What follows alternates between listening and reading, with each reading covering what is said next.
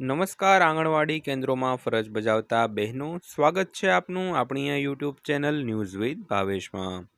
તો બહેનો, આજની વાત આપણે કરવાના છીએ આંગણવાડી પગાર વધારા વિશે। તો આંગણવાડી પગાર વધારો ન્યૂઝ। રાજ્યના આંગણવાડીમાં ફરજ બજાવતા કર્મચારીઓના વેતનમાં હવે થશે નક્કી વધારો। તો મિત્રો, અત્યારે જ આવ્યા છે એક મોટા સમાચાર। તો શું છે સમાચાર, તેની આજના વિડીયોમાં આપણે વિગતવાર વાત કરવાના છીએ। તો આંગણવાડી કર્મચારીઓના ડીએમાં વધારો કન્ફર્મ।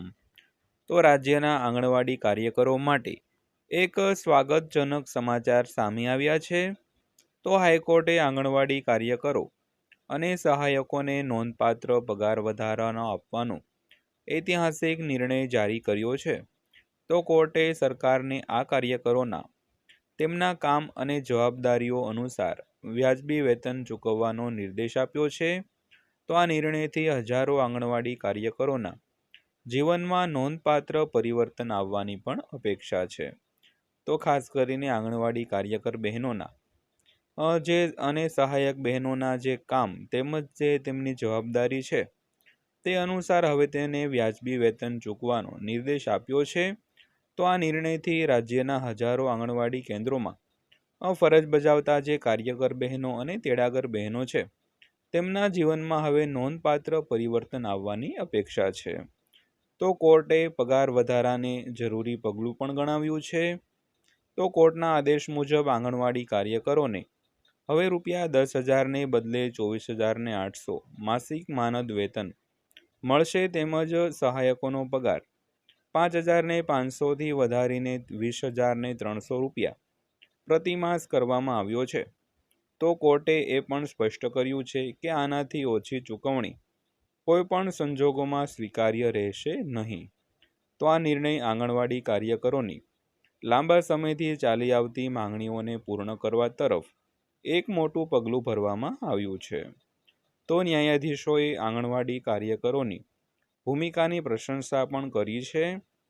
તો સુનાવણી દરમિયાન ન્યાયાધીશ એ સુપહિયા અને આરટી બછાણીની બનેલી બેન્ચે એ પણ નોંધ્યું હતું કે આંગણવાડી કાર્યકરો સમાજમાં મહત્વપૂર્ણ યોગદાન આપે છે। તો આ મહિલાઓ નવજાત શિશુઓ, સગર્ભા સ્ત્રીઓ અને સ્તનપાન કરાવતી માતાઓની સંભાળ રાખે છે અને પાયાના સ્તરે જે સરકારી યોજનાઓના અમલીકરણમાં પણ મહત્વપૂર્ણ ભૂમિકા ભજવે છે। તો કોર્ટે સ્વીકાર્યું કે તેમના વ્યાપક કાર્યભાર હોવા છતાં તેમનું માનદ વેતન અત્યંત ઓછું હતું, જે તેમના જીવનની ગુણવત્તાને અસર કરે છે। તો આપણે વાત કરી તેમ જે ન્યાયાધીશ છે એ સુપહિયા અને આરટી બછાણી એ બંનેની જે બેન્ચ બનેલી હતી તેણે એવા ઘણા મહત્વપૂર્ણ મુદ્દાઓને અવલોકન કર્યું છે કે આંગણવાડી જે કાર્યકર બહેનો છે તે નવજાત શિશુઓ હોય, સગર્ભા સ્ત્રીઓ હોય અથવા તો સ્તનપાન કરાવતી જે માતાઓ હોય તેની સંભાળ રાખતા હોય છે, તેમજ જે સરકારની પાયાની સ્તરની જે યોજનાઓ છે તેના અમલીકરણમાં પણ મહત્વપૂર્ણ ભૂમિકા ભજવતા હોય।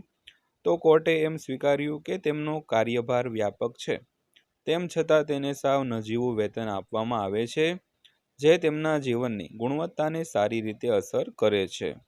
તો બંધારણની કલમ 21 ટાંકીને કોર્ટે પોતાના આદેશમાં સ્પષ્ટ કર્યું કે અપૂરતું માનદ વેતન ચૂકવવું એ બંધારણના અનુચ્છેદ 21 હેઠળ આપેલા ગૌરવપૂર્ણ જીવનના અધિકારનું ઉલ્લંઘન કરે છે। તો દરેક નાગરિકને ગૌરવ સાથે જીવવાનો અધિકાર છે અને આ ત્યારે જ શક્ય બને જો તેમને તેમના કામ માટે વ્યાજબી વળતર મળે। તો કોર્ટે જણાવ્યું હતું કે આ કર્મચારીઓની યોગ્ય આજીવિકા પૂરી પાડવાની જવાબદારી સરકારની છે। ત્યારબાદ વાત કરીએ તો નવું પગાર ધોરણ 1 એપ્રિલ 2025થી લાગુ થશે। તો કોર્ટે આદેશ આપ્યો છે કે આ સુધારેલ પગાર માળખું 1 એપ્રિલ 2025થી અમલમાં આવશે। તો આ આદેશ હેઠળ રાજ્યની તમામ આંગણવાડી કાર્યકરો અને સહાયકોને નવો પગાર ધોરણ મળશે। તો વધુમાં જે કર્મચારીઓ જૂનો પગાર મેળવતા હતા તેમને તેમના બાકી પગાર ચૂકવવામાં આવશે। તો એવો અંદાજ છે કે આ નિર્ણયથી ગુજરાત રાજ્યના 1 લાખથી વધુ આંગણવાડી કાર્યકરો અને સહાયકોને ફાયદો થશે। ત્યારબાદ જોઈએ તો આર્થિક સ્થિતિમાં પણ મોટો એવો સુધારો શક્ય છે। તો કોર્ટનું માનવું છે કે વ્યાજબી પગાર આ કર્મચારીઓની નાણાકીય સ્થિતિમાં નોંધપાત્ર રીતે સુધારો કરશે. તો અગાઉનું માનદ વેતન તેમના સમર્પણ અને જવાબદારીઓ સાથે ખૂબ જ અપૂર્ણ હતું. તો નવા પગાર ધોરણની માત્ર તેમનું આત્મસન્માન વધશે નહીં, પરંતુ તેમના પરિવારોની નાણાકીય પરિસ્થિતિને પણ મજબૂત થશે. તો આ નિર્ણયની દેશવ્યાપી અસર થઈ શકે છે. કઈ રીતે? કાયદાકીય રીતે વાત કરીએ તો નિષ્ણાંતો કહે છે કે આ નિર્ણય ફક્ત ગુજરાત પૂરતો મર્યાદિત રહેશે નહીં, તો તે દેશભરના આંગણવાડી કાર્યકરો માટે એક મિસાલ સાબિત કરી શકે છે. તે અન્ય રાજ્યોમાં પણ સમાન પગાર વધારાની માંગણીઓને વેગ આપી શકે છે. તો આ નિર્ણય લાખો મહિલા કાર્યકરો માટે આશાનું કિરણ લાવી શકે છે, જેમણે લાંબા સમયથી તેમના અધિકારો અને વ્યાજબી વેતન માટે સંઘર્ષ કર્યો છે. ત્યારબાદ અંતમાં વાત કરીએ તો કોર્ટના નિર્ણયથી આશા પણ જાગી છે. તો આ આદેશ ફક્ત આંગણવાડી કાર્યકરોને ન્યાય જ નહીં મળે, પરંતુ સમાજમાં મહિલા કાર્યકરોના યોગદાનનું પણ સન્માન કરે છે. તો હવે સરકારોની જવાબદારી છે કે તેઓ આદેશો અનુસાર સમયસર અમલ કરે અને દેશભરના આંગણવાડી કાર્યકરોને સમાન લાભ આપે.